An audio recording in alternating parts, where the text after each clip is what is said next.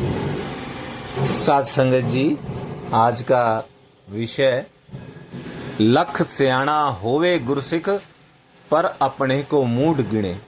लख होवे सिख दौलत वाला गुरु चरणों की धूड़ गिणे अपने आप को। साध संगत, कितनी सुंदर अवस्था एक ब्रह्म ज्ञानी की हो सकती है, एक गुरु सिख की ही हो सकती है। साध संगत, इतनी ऊंची अवस्था महात्मा कबीरदास जी भी कीर्तन कर रहे हैं अपनी अवस्था को कि बुरा जो देखन मैं चला, बुरा न मिल्या कोई, जी मन देखो आपने मुझसे बुरा न कोई। साध संगत, ऐसी ऊंची अवस्था साध संगत जिसका जिक्र इस रूप में भी होता है कि मिटा दे अपनी हस्ती को अगर कुछ मर्तबा चाहे, कि दाना खाक में मिलकर गुले गुलजार होता है। तो सत्संगत, आज का ये विषय लख सियाणा होवे गुरसिख पर अपने को मूड गिणे। लख होवे सिख दौलत वाला गुरु चरणों की धूड़ गिणे। लाख सियाणा होवे गुरसिख पर अपने को मूड गिणे। कितना ही सियाणा हो, कितना ही वेदों का ज्ञाता हो, कितना ही ब्रह्म ज्ञानी हो, कितना ही सेवा करता है, कितनी सिमरन करता है, कितना सत्संग करता है, लेकिन कभी जताता नहीं है, क्योंकि उसके पास गुरु की सिखलाई होती है। गुरु सिख कभी मान नहीं करता किसी चीज का, चाहे वो कितना ही सियाणा है, पर अपने को मूड गिने। कहता है जी मैं तो मूर्ख हूं, मूड हूं, मुझे कुछ नहीं आता। ये सबसे ऊंची अवस्था। मन को सुकून मिलता है झुक जाने से।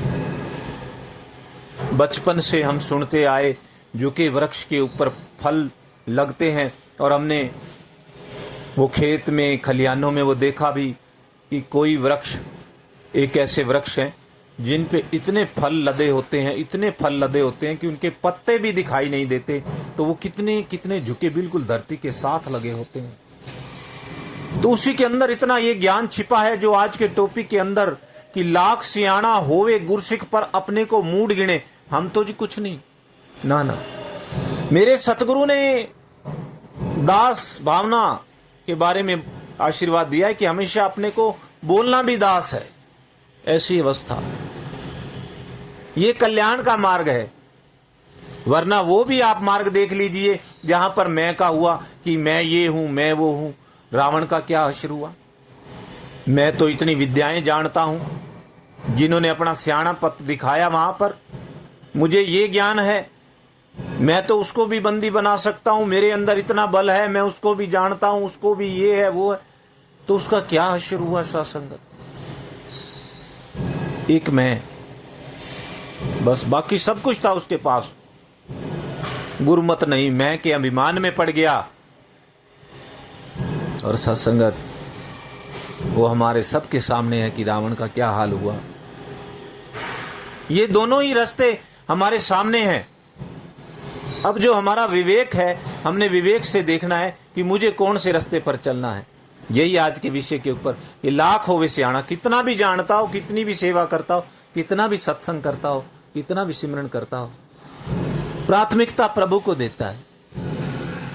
अशोक वाटिका के अंदर माता सीता से हनुमान जी मिलने जाते हैं, पहली बार मिले हैं। माता परिचय पूछती है, आप कौन हैं? सत्संगत, कितने गुणों से सरोवार थे हनुमान जी। निरंतर हृदय में जिनके राम बसते थे, जिनके कर्मों में राम बसते थे, जिनके अंदर इतना बल था कि अकेले अगर वो चाहते तो सारी लंका को उसी दिन नष्ट करके माता सीता को प्रभु राम के पास ले जा सकते थे, लेकिन नहीं। यहां वो यही बात प्रकट हो रही है, यही बात आ रही है।